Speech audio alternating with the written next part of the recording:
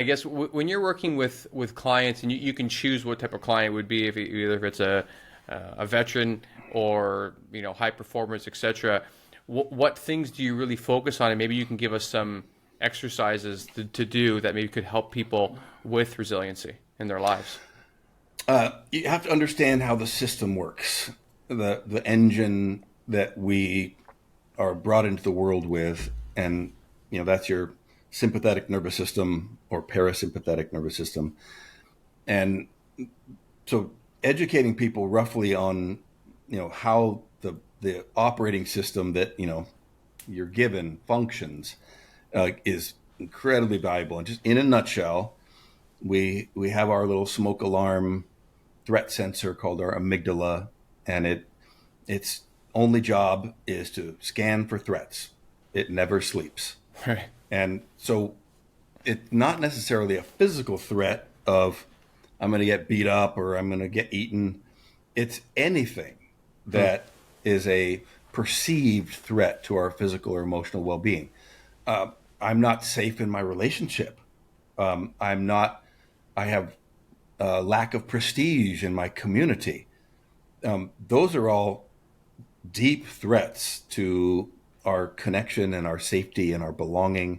So anything that is a perceived threat triggers our amygdala, and our amygdala then very, brilliant design feature, releases stress hormones into our nervous system and then our body, which is cortisol and adrenaline. And what that does is it turns off all of our non-essential functions. So our digestion stops, our libido stops, our immune system stops, our prefrontal cortex goes offline. So we're no longer thinking critically. We're no longer rational, empathetic, compassionate. And because we don't need these to deal with getting eaten. So they all go offline. And then all of our energies go into, fight, flight, freeze, appease. And when we're in that, triggered or activated or non-resilient space, we're making non-rational decisions. They're not empathetic decisions. They're not compassionate decisions. Our immune system's going to shit. Like everything is put on hold to deal with this short-term moment of survival. It's a brilliant adaptation for acute stress.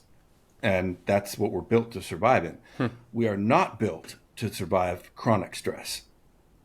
So every time you are interacting with a stranger, you are having that same thing happen throughout your whole body. So how often are you around strangers? All day. Yeah. And so we're no longer in these just short periods of fight or flight survival mode. We're in chronic stress. Our immune systems are constantly compromised. We're oftentimes not thinking rationally. We're oftentimes not compassionate because that's our regulated state. So understanding the symptoms of when you are triggered or activated or out of regulation is the first step, because we don't know when we're offline.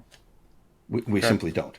We just think, oh, I'm grumpy, or I'm impatient, or we catch ourselves, flipping somebody off in traffic. It's like, whoa, where would you ever flip somebody off in the real world?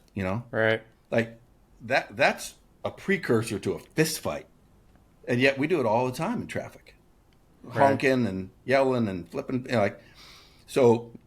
Well, not to mention how people act on the internet. I mean, like if you're living most of your life online, it doesn't matter if you're a man, a woman, whoever.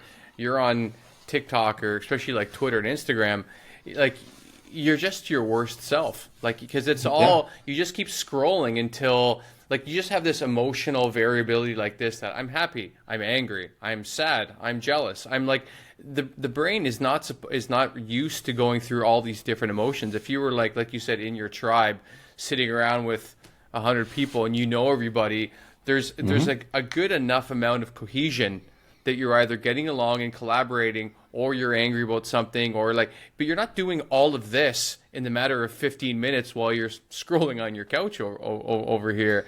And it's resolved. And Right. this is the important one within that tribe or team or community, an intact community, is that you realize that you are all part of something, and that's the word Ubuntu in this old African word. I am because we are, and we are because I am.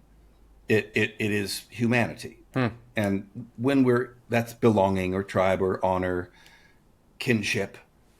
When we're in those cultures, there is a collaborative and reciprocally driven sense of safety, which means if I do something that's really bad to you, I undermine you, I gossip, I politic, then that's coming back to me.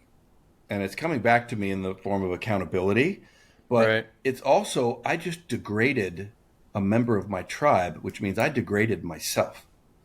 And on a competitive sports team, you would never do that on the field because, oh, I don't like that guy. I trip him. Like I just lost by Right. undermining a member of my tribe. So that trust and safety within a kinship system or a belonging culture, honor culture, it drives healthy conflict. If I know that I'm safe and I know that we share this affiliation, we're working on something that's collaborative, I can give you feedback about, hey, you said you were going to do this, and I see you now, behind the building smoking, and you said you were not going to be. It's no longer shame; it's accountability.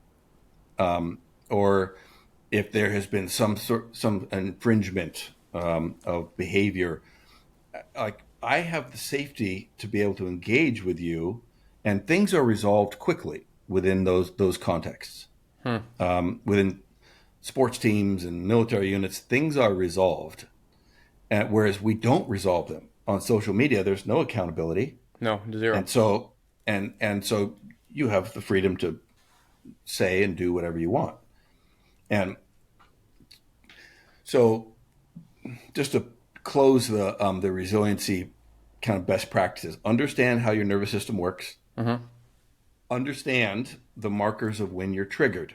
And everybody has a pretty understandable set of what we call trauma signs. If you're addicted, if you're depressed, you have a lack of belonging. If you're passive aggressive, if you're gossiping and undermining, you have a lack of control. If you're dealing with sadistic, masochistic, martyrdom, punishment, bullying, there's a lack of getting results in your life. And if you are tyrannical or a weakling, there's this lack of vision in your life. Those four buckets are the big roles that exist within all of us. And those are the trauma signs when people are dysregulated.